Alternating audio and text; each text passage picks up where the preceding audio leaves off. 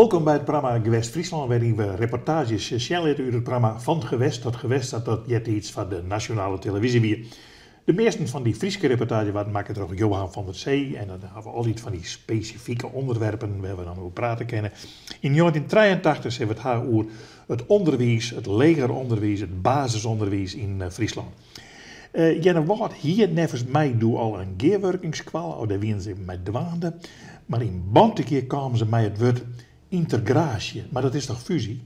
Ja, dat is hetzelfde. Ja. Maar ze hadden nogal lang er maar aan de gang geweest. Heel lang. Als je een eerste poging en dat je net tro en doe dit weer de tweede poging nevens mij en dan bedenk je mooie woorden, dus dan wordt het integratie. Oh, dan wordt het niet meer fusie, maar dan wordt het. En dan komt ik een naam voor de squal. Nou, neutraal of weet ik wat. Ja. Maar dat soort dingen. Maar zo'n proces is voor een dorp dus hartstikke moeilijk. Zo na je het proces in 1983 van de integratie van de basisschool. Een kerstkaart? Nee, Bantega. Een dorp in het zuidwesten van Friesland, niet ver van Lemmer. Er wonen in een uitgestrekt gebied 600 mensen. Er zijn 3 scholen, vlak naast elkaar. De christelijke school met 32 leerlingen, de openbare school met ook 32 leerlingen en de neutraal bijzondere kleuterschool met 20 leerlingen. Vroeger leefden scholen in een dorp niet vredig naast elkaar.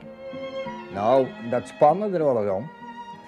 Wij hebben wel tijden gekend dat de beide kwamen, dus nou ja, dat was een beetje oorlogje. Hè? Dingen hier knuppels en de oor hier hebben het oors, maar dan zou het even van geven. Maar het is er eigenlijk nooit van komen.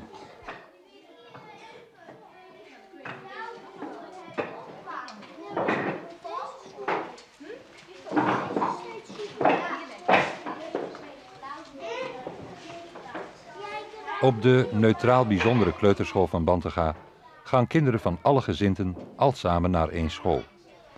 Op de lagere school worden ze tot nu toe weer gescheiden. Na lang praten zal dat volgend jaar dus anders zijn. Dan kunnen we wel eentje van knippen, wacht maar. Je bent hier op een Liedsdorp met 2 squallen. 3 hele Liedse squallen. Ik denk dat het in het dorpsbelang volle beter is als je hier 1 squallen komt. Waar gewoon alle band van het hele dorp heen gaan. Jullie hebben elkaar niet helemaal begrepen in de volgende. Het is nogal wat, het prijsgeven van de eigen identiteit van de school. Straks even Niet langer christelijke school zijn, openbare school zijn, maar samen doorgaan. Het is ondanks alles gelukt in Bantega. dat stukje inlevering.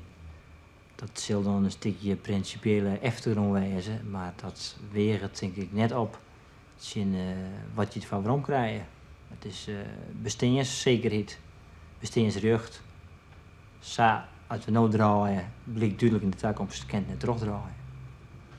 Maar je hebt elke dag beginnen je met gebed en eindig je. Dat is er dan haast net meer bij? Dan hebben we al de inhoudelijke kant te pakken. Er ben plan om daar een weekopening en een weeksluiting van te maken. Maar dat zie je net als inlevering. Nou, ik vind de term inleveringen je net op zijn plek nogmaals, omdat je er volle meer van waarom krijgt. Krijgen we elkaar lagergroep. En Stientje, jullie waren in de groep van de? Van de Pipo's, van de clowns, hè? Nou, dat zal wel... Dat samengaan betekende wel dat er een statuut moest komen. Een statuut waar precies in moest staan wat er op de nieuwe algemeen bijzondere school moet gaan gebeuren. Het is een squalle waar die uitgaat van dat er zijn verschillen binnen. En dat de squalle ik rekening houden wil met de verschillende godsdienstige en levensbeschouwelijke meningen die er in het dorp binnen. Of eigenlijk van de band die op squalle krijgt. En hoe wordt dat in de praktijk? Hoe zie je dat? Hoe zal dat gebeuren? Nou, wij zullen dit buiten de weekopening en weeksluiting proberen aan de hand van thema's door de hele squalle heen straks.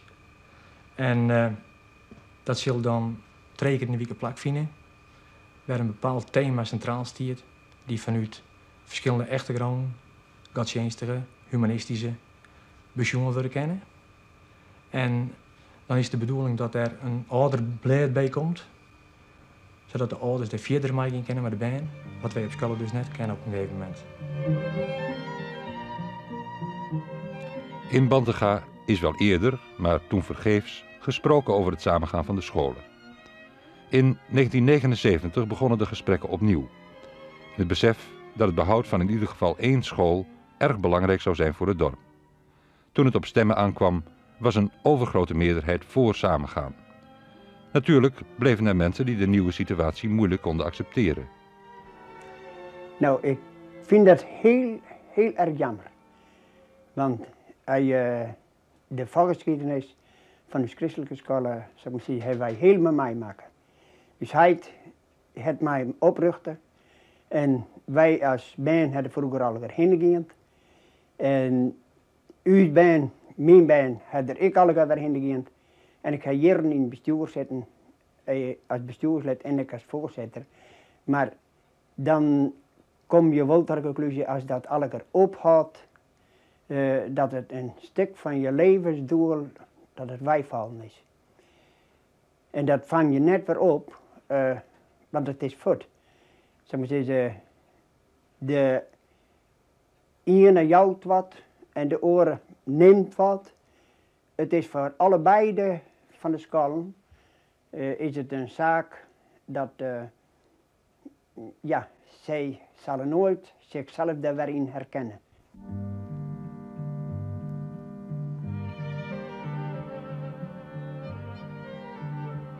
Ali Wesselius was steeds bij de gesprekken die 4 jaar lang over de toekomst van het onderwijs zijn gevoerd. Haar kinderen volgen nu nog christelijk onderwijs.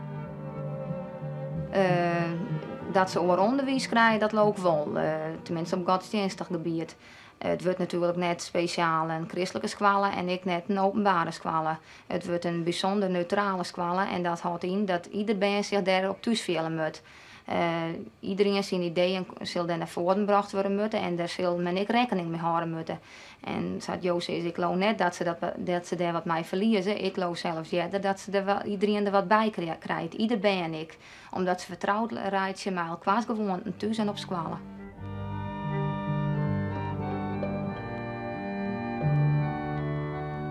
Heel aardig weer toen we met het project Lietse School begonnen met deze materie hier in Bantega, dat de mensen vonden dat het alles zo verschrikkelijk langzaam ging. We moesten opzetten. En toen we haast aan het eind van de rit waren, toen we 4 uur hier mogen praten heen, toen die blikken dat het eigenlijk in het laatste naar de eerste hut ging. Want toen moesten besluiten worden en toen zeiden ja, we hebben toch meer tijd van nodig. Maar toen, op dat moment hebben wij zijn, we hebben zo lang tijd besteden aan de meningsvorming, dan maar de besluitvorming dus toch wel vlot voorin. Nou, we hadden namelijk wat een bijzondere vergadertechniek. Wij zochten dus altijd eerst de knelpunten op. En de knelpunten die lijnen vanzelf wel wat op het vlak van bibelles of net. En daar wie een part die ervoor en ik een part die wie er net zag speciaal voor. Maar het had wel maken dat wij met rollen werken, waar wij al die knelpunten opzetten en dan naast naar hangen. En dan over bepaalde dingen eerst begonnen te praten. Wordt het net einde, dan werd het gewoon, houden we daarmee op. En dan zei Jan Wagemakers, dit punt komt op onze agenda. Maar weet je nou. En er waren altijd wel een paar werd je dus wel over eens worden. En op die manier ben wij eigenlijk dan goed aankomen. Had er momenten geweest dat je hem toch nooit voorbij, nou gaat het net langer terug? Nou, van mij zelf net, maar de meesten hier uit het dorp waren gewoon bij die dat wollenstocht had. Die dan ik simmer zijn van, nou rent het stikken, nou hel je het net. En juist omdat we dan die stappen goed uit elkaar houden hier, en zei ja, je bent er nou duidelijk naar mijn mening aan. Je bent er net om besluitvorming te hebben. We kennen nog, daarover praten, maar op die manier konden we de zaken steeds op het spoor houden, op de rails houden. En nee, zelf heb ik daar nooit doorheen zitten.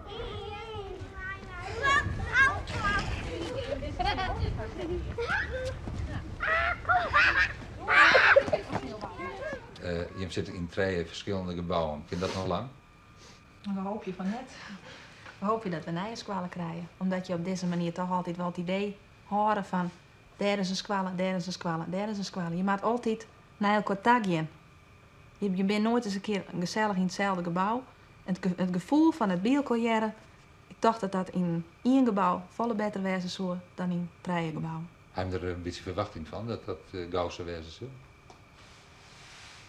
Waar het gemeentebestuur wel achter is, maar... Het Rijkskind ik een bouwstap te hebben. En eerst afwacht zitten wel hoe volle leerkrachten bloeien ernaast echt. En daarna, of dan even de lokale situaties aanpassen. Maar wij hopen, zolang, kunnen wij alles net wachten. We hopen toch dat er vanuit wat nieuws uit de grond komt. Ik denk dat je dan echt pas praten kennen van die nieuwskwallen. Weet Christine uit? Snijtanden? Snijtanden, ja, dat heet de snijtanden. Dus de kiezen zaten achterin, de hoektanden op het hoekje en dan de snijtanden, die zitten voorin. Goed, krijg je van mij zometeen een spiegel. Ja, iedereen krijgt een spiegel en dan ga je daar dus even in kijken. Doe je mond open en dan ga je eens even goed in de spiegel kijken hoe dat er allemaal uitziet. Of je ook kunt zien waar de kiezen zitten, waar de hoektanden zitten, waar de snijtanden zitten. Moet je maar eens Over kijken. mondigheid gesproken. De mening van de kinderen hebben we nog niet gehoord. Nou, ik vind het wel leuk, want we zitten nu met z'n tweeën in de 6e klas. Jij zou wel zeggen waar de Als we met 2 scholen bij elkaar komen, zitten we met veel meer in de 6e klas. Ja, hij heeft soms ook wel vaak ruzie. Als is een openbaarlijke scheidnis, is er wij weer een christelijke scheidnis. Maar zodat dus karakter net begonnen, dat je nou ruzie hebben.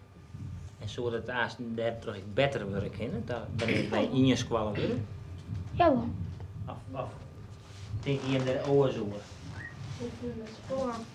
Het is gewoon bij elkaar komen. En vond ik gezellig. Als een partijtje voetbal, en dus kan mij de jongens van de christelijke en ik mij doen. Nou, dat vind ik wel leuk. En mij krijgt ze mij, geeft mij de beurt. Vond ik gezelliger. Ze is mij snel in de bus, ik heb te kletsen.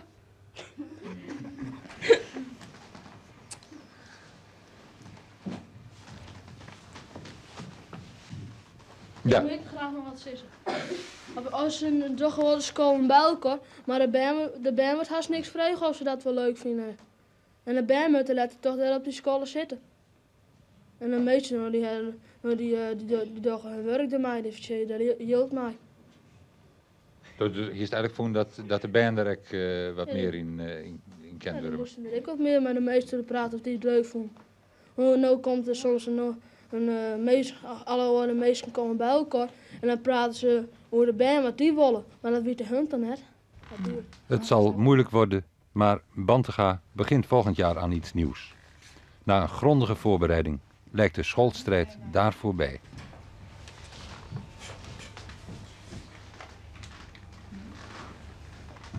Weer oorlog of fusie, als ik dat zo lees. Ja. Station.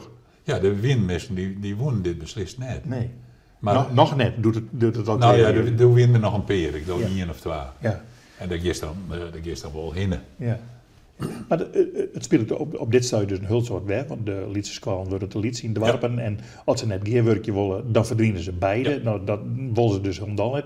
Dus krijgen we over volle vaker een fusie, een integratie tussen een christelijke en die school grenzen worden natuurlijk, doet wij op een legere school zitten, toen vochten we maar de andere kant. Nee hoor? Ja, wij vochten maar de vrienden. Ja. En dat is net meer, denk ik. Nee, dat is net meer. Boppen dat gaat de jeugd samen elkaar om, dat ik net meer hoekt op hier door de hier. Maar de ouderen houden dat dus heel nog in stand. Ja, en dat wie in Batteke, dat wie een oudere missen. Die zijn van dit mat net. Maar het is wel van komen. Het is er van komen. Het is er goed van komen. Dat denk ik wel. Goed. We gaan naar 1969. Het is wat een zwier altijd in beeld te brengen, de Friese taal. Daar maak je altijd even iets heel speciaals bij de man. Nou, laten we eerst maar eens even naar de reportage. Die komt uit 1969. Ik weet wat lees. Bijna 97% van de ruim 500.000 inwoners van Friesland kan het Fries vrij goed verstaan. Waar zou die per deze? Bedenken ze een mooi plakje. 71% van de Friezen spreekt thuis Fries, 16% Stadsfries en 13% Nederlands. Wat stoot dat ik wel eens verklaren? Wat bestaat dan? Dit zijn 2 opmerkelijke uitkomsten van het onderzoek De Friezen en hun taal, gedaan door Dr. Anders L. Pietersen in opdracht van de Frieske Academie. De Frieske Academie is een werkgemeenschap voor de beoefening van de Friese wetenschap. Daarmee bedoelen wij de wetenschap die op Friesland in al zijn facetten betrekking heeft. En het spreekt vanzelf dat een onderzoek naar de lees- en spreekgewoonten in Friesland en vooral ook naar de houding ten aanzien van het Fries volledig op dat terrein ligt. U had nog geen cijfers? Wij hadden tot nu toe geen cijfers. En we zijn erg blij met deze cijfers, ten eerste omdat ze het resultaat zijn van een breed opgezet onderzoek en ten tweede omdat ze, ik zou haast zeggen, op de meest moderne wijze, dankzij de medewerking van het Rekencentrum in Groningen, zijn verwerkt. En wat gaat u nu met die cijfers doen?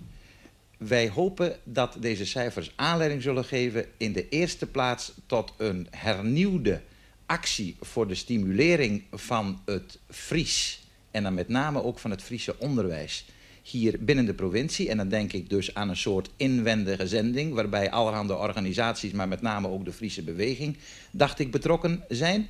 Maar in de tweede plaats hopen we ook dat dit rapport grondig zal worden bestudeerd in Den Haag. En waar in Den Haag?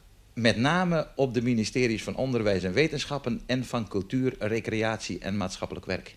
En ik ben ervan overtuigd dat wanneer men die rapporten daar grondig bestudeert, dat er vanuit Den Haag ook stimulansen zullen komen voor een versteviging van de positie van het Fries. 41% van de Friezen van 12 jaar en ouder leest wel eens een Fries boek. Van hen geeft 48% de voorkeur aan Nederlandse boeken, 29% heeft geen voorkeur, 23% heeft liever een Fries boek. 23% van de Friezen koopt wel eens een Fries boek. Juffrouw, dit doet me een vraag van je mij aan. Dat kent. Meneer Sikkema, de stichting Het Frieske Boek voert al een aantal jaren propaganda voor het Friese boek.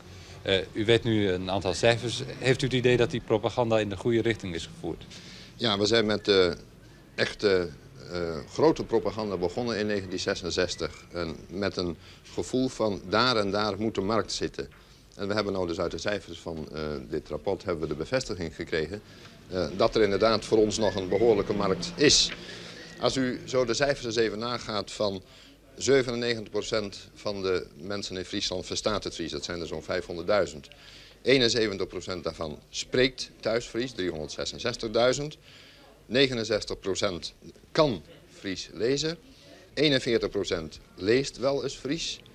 En 23% koopt wel eens een Fries boek. Dan hebt u hier al het bewijs dat er heel veel mogelijkheden in zitten. Die 23 en 41 en die 41 en 69, daar zit dus die markt in. En daar hadden we dus inderdaad, intuïtief dus al min of meer, onze propaganda op gericht. Kijkend naar de voorkeur van de lezers zal de stichting Het Frieske Boek de Friese schrijvers, waaronder veel jongeren, moeten stimuleren meer streekromans te schrijven. Wat juist voor jonge schrijvers niet erg aanlokkelijk lijkt. De heer Sikkema is wel optimistisch. Alleen het is even de kwestie. De uitgevers die hebben zo gezegd, ja, wij gaan 1 januari ophouden met het uitgeven van Friese boeken als er geen rust komt omtrent de stavelingskwestie, de spellingskwestie. Dat is dus even afwachten, maar we hopen dat dat lukt om de uitgevers te bewegen door te gaan na 1 januari. En dan zie ik nog een grote mogelijkheid. Ruim 2/3 van de Friezen van 12 jaar en ouder is niet bij machte zich schriftelijk in het Fries uit te drukken. 1/3 redt zich er behoorlijk mee. Goed zo. Even wachten. Dit witje ken je wel lezen. Van diegenen die Fries kunnen schrijven, zegt 47% dat ze ook inderdaad wel eens in het Fries schrijven. Deze groep maakt 15% van de totale bevolking van Friesland uit. En dan staat er? Dat. Meneer De Vries, is dit niet een veeg teken voor het voortbestaan van het Fries? Och, meneer Van der Zee, dat weet ik niet. Dit is de eerste keer dat een onderzoek op een zo solide wetenschappelijke basis plaatsvindt. Als we nu een dergelijk onderzoek 10 jaar geleden hadden gehad, dan zouden we een conclusie hebben kunnen trekken van vooruitgang of achteruitgang. Ik wil u wel zeggen dat ik hoop dat over een jaar of 10 een soortgelijk onderzoek zal worden gehouden. En dan pas kunnen we een definitief oordeel vellen. Maar 15% van het totaal aantal Friezen dat Fries schrijft is natuurlijk vrij weinig. Dat ben ik met u eens, maar je kunt ook zeggen, het is een wonder dat het er nog 15% zijn. Gezien het feit dat we hier al 4 eeuwen lang in Friesland bedreigd worden. Ik bedoel niet de Friezen, maar hun taal, door invloeden van buitenaf. Ja, maar er wordt op het ogenblik Fries gegeven op de lagere scholen, op tweetalige scholen. Daar wordt ook schrijven geleerd, neem ik aan. Ben ik met u eens, maar het is u wellicht bekend dat het aantal tweetalige scholen 80, maar een klein gedeelte is van het totaal aantal lagere scholen in Friesland. Dat zijn er 500 en nu geef ik toe, er zijn naast die 80 tweetalige scholen ook nog een aantal scholen waar het Fries op de lesrooster staat. Maar u begrijpt, we zijn er nog lang niet. Nee, en wat wilt u hier doen? Het Fries verplicht instellen op de scholen? Dat is een moeilijke vraag. Ik geloof wel dat we ernstig zullen moeten overwegen om die kant uit te gaan. Maar u begrijpt wel, dat is ook een politieke zaak. Wat vindt u van het verschijnsel dat het spreken van het Fries terugloopt van 71% thuis naar 68% aan de deur, 62% in de winkel en 42% bij dokter, dominee of notaris? Dan moet ik eigenlijk hetzelfde antwoorden wat ik net deed toen u het had over dat vege teken. Het zou best kunnen zijn dat dit cijfers zijn die het resultaat zijn van een opgaande lijn. De algemene indruk is namelijk dat, laat ik zeggen, voor de oorlog in het openbare leven, ook aan de deur, ook tegen de dominee en de dokter en notaris, minder Fries werd gesproken dan nu. Is dat een algemene indruk? Of, Dat is helaas een indruk omdat we toen nog niet zo'n uitstekend onderzoek hadden als dat van de heer Pieters. Het is nu opvallend, het is frappant, dat de ene groep Friessprekenden veel meer vasthoudt aan de moedertaal dan de andere groep Friessprekenden. Ik mag u hiervan misschien een paar voorbeelden geven. Van de groep die thuis Fries spreekt en Friese boeken leest, van deze groep handhaaft 76% zijn moedertaal bij de dokter, dominee, dus bij de sociaal hoger milieus. Van de groep die thuis Fries spreekt, maar geen Friese boeken leest, handhaaft daarentegen maar 36% zijn moedertaal bij de sociaal hoger milieus. Een duidelijk verschil dus, en waarschijnlijk heeft dit te maken met het engagement van deze groepen ten aanzien van het Fries. En dat engagement, dat heeft u in het tweede deel van uw boek, heeft u dat onderzocht? Op welke manier heeft u dat gedaan? Er zijn vrij veel Friezen die een vrij sterke mate van engagement, een vrij sterke mate van verbondenheid met de zogenaamde Friese zaak hebben. Dat is dus met de Friese taal en alles wat daarmee annex is, met de Friese taal en alles wat zich daar aan activiteiten omheen afspeelt. Vele Friezen wensen zich in te spannen, in te zetten voor het behoud en de uitbouw van het Fries. Nu is de computer van het rekencentrum van de Rijksuniversiteit te Groningen, die is erin geslaagd om dit engagement in percentages uit te drukken. Dat wil zeggen dat ieder van de 800 proefpersonen een score heeft gekregen op zijn mate van verbondenheid, van engagement met de Friese zaak.